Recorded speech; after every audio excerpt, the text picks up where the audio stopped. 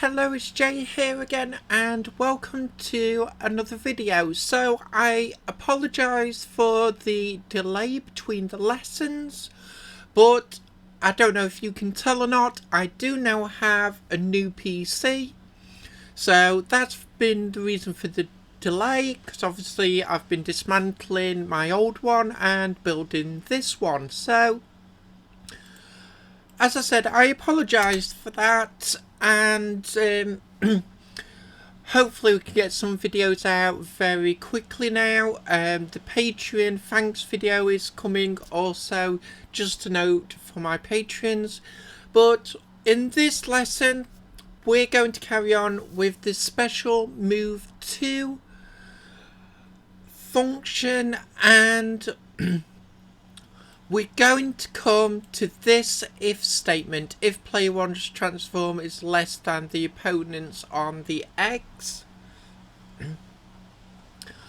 And what I'm going to do is I'm going to come up and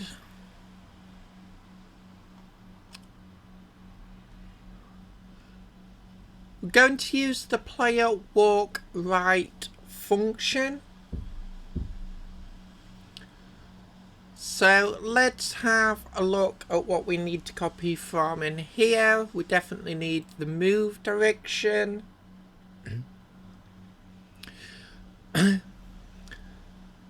We'll need the collision flags as well. Let's just copy that and we'll paste that in, and we'll alter what needs to be changed. Let's have a look. Player 1 move direction, that is fine, equals, and we also need, let's come out, we'll need the vector 3 line.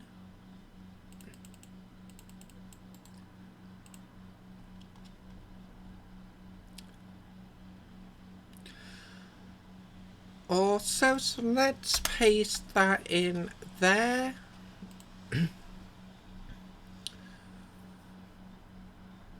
And let's change this first. So player 1 move direction equals new vector 3 minus player's walk speed. And I'm going to say times 5. And the rest of the line can remain the same. So with that done, let's come to player 1 move direction equals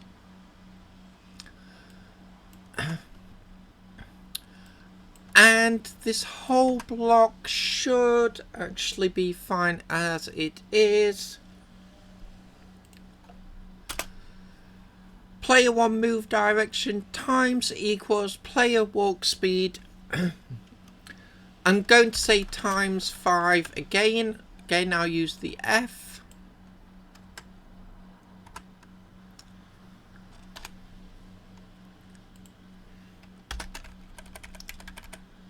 That should just be lowercase, collision flags, move direction. So that's all we need to change for now. So let's come here. So it comes before the code we've just copied in here. And let's now create a new float. Underscore move. In fact, let's say temp move position is going to equal, we'll open and close brackets, and we want B. In fact,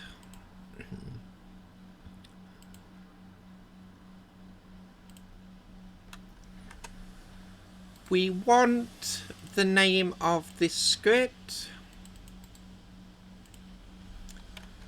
let's paste that in. We're going to say dot underscore and temp player position. So let's have a look at this. So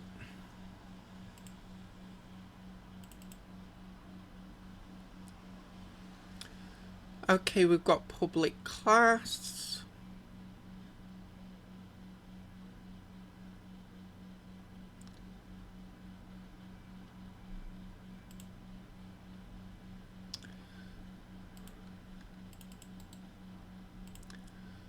Let's just copy that variable in. So underscore template position x plus 5f. And we'll close that line off.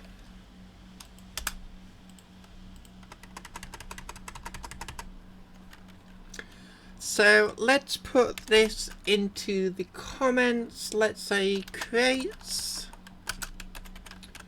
float, and let's just copy that naming convention in. Equals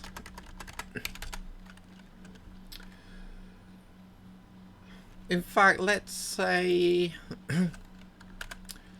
and set to, and then we'll use this variable's name.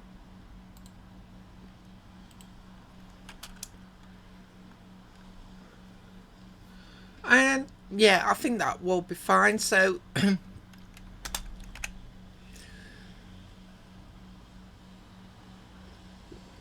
obviously this is the position to move to. So we're basically setting this variable to the starting position plus a modifier of 5. That's how far the player is going to actually move. Why this didn't come up on IntelliSense when I was typing it in, I don't know. As I said, new build, I'll probably have to do some tinkering, but not a problem. And let's say if, and we're going to open and close brackets. We're going to say underscore player 1 dot transform dot position and dot x. So it looks like I've got nothing coming up on the IntelliSense at the moment, but never mind, we'll keep going. So if it's less than or equal to the temp move position, so if the player 1's position is less than that, so we haven't moved the full modifier distance, we'll put this into the comments on if, and we'll just say player 1 transform on x axis is less than or equal to the temp move position. We'll come below and we're going to open and close brackets. And what we're going to do is move that copied code into here now. Let's break up this line for comments actually. So I'll just cut set move position.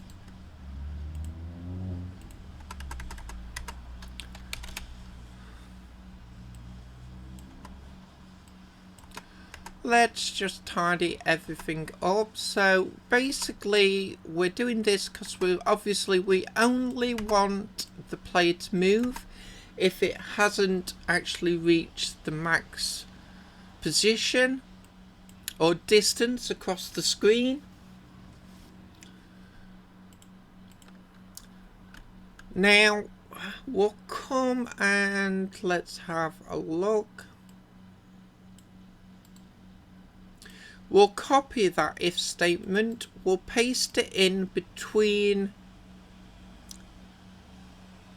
well, after this close bracket. So this first for if it's less than, and then we need the if block for the other. We'll change this to greater than or equals to, so let's change that in the comments. Let's have a look. We'll copy the set sp anim to play false, so let's paste that in. Obviously we'll just change that to false.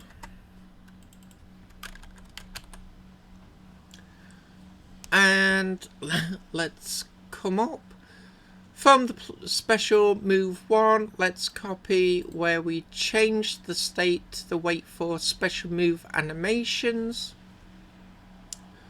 and we'll paste that in also. In fact, I'll create a little line break there.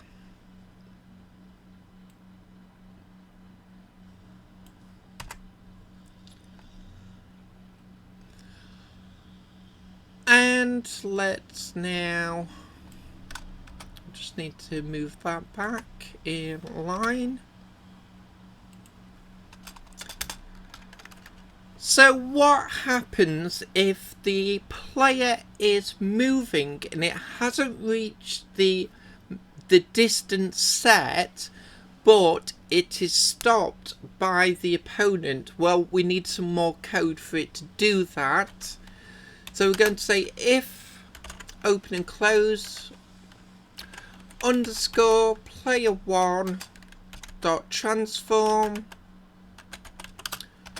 dot position dot x less than or equals to the temp move position,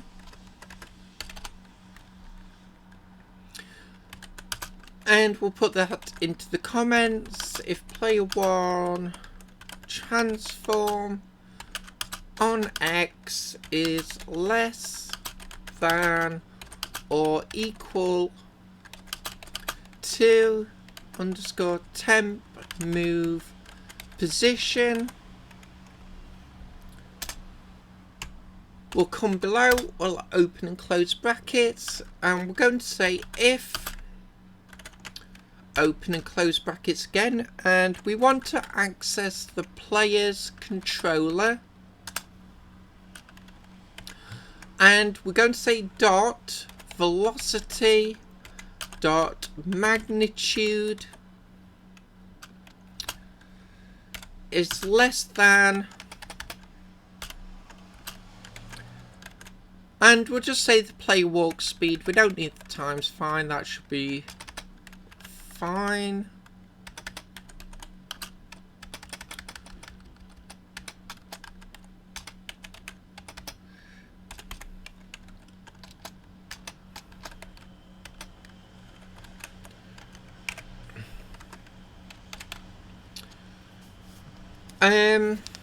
So this is just and sorry for the typing mistakes then, but this is just to say that if the player isn't moving as fast as the player walk speed, so it gives us a little bit of a buffer just using the ordinary player walk speed without the ×5.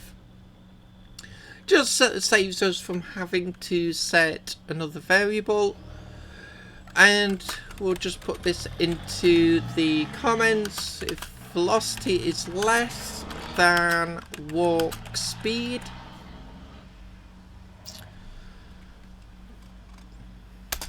we'll enter, we'll open and close brackets again. Inside those brackets again, we're going to copy these two lines, set animation sp2 anim to play equals false, and player 1 states being set to the wait for special move. So